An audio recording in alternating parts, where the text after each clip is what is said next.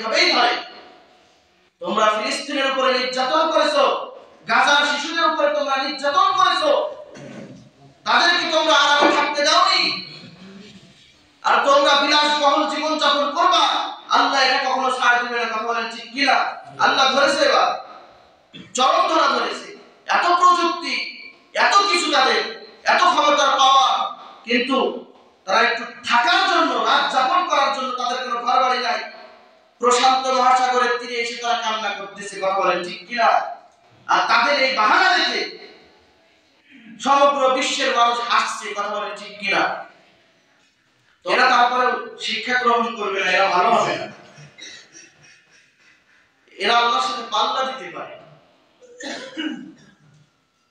বলেন যে নমরুদ এত ক্ষমতা, এত দাপট, এত টাকা পয়সা, যে নমরুদের সাধারণ একটু মশা দিয়ে আল্লাহ তাকে কিভাবে নাস্তানাবুদ করে তাকে সাইজ করে দিল জনমের তরে। আমেরিকা কি পারে না? বলেন, সাধারণ হালকা ভাবে দিয়েছে। তাই তাদের ঘুম, খাওয়া, তাদের সব শেষ। এখনো পর্যন্ত আগুন নিয়ন্ত্রণে আনতে পারছে না। এক জায়গায় নিভাইলে আর এক জায়গায় ফুলকা উড়ে বাতাসের সাহায্যে আর এক জায়গায় যে দাবানল তৈরি করছে।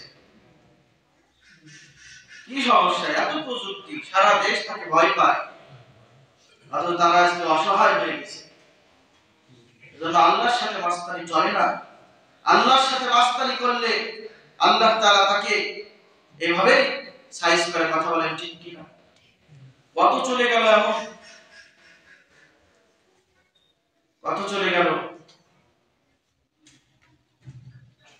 আল্লাহ তাআলা আমাদের গুনাহ ছাড়ার তৌফিক দান করুন। আমরা যেন গুনাহ ছেড়ে আল্লাহর পছন্দের গোলাম হতে পারি, সেই তৌফিক আল্লাহ আমাদের সকলকে দান করুন। বলুন আমিন। ওয়া আখিরু দাওয়ানা আলহামদুলিল্লাহি রাব্বিল আলামিন। আমিন। সম্পর্কে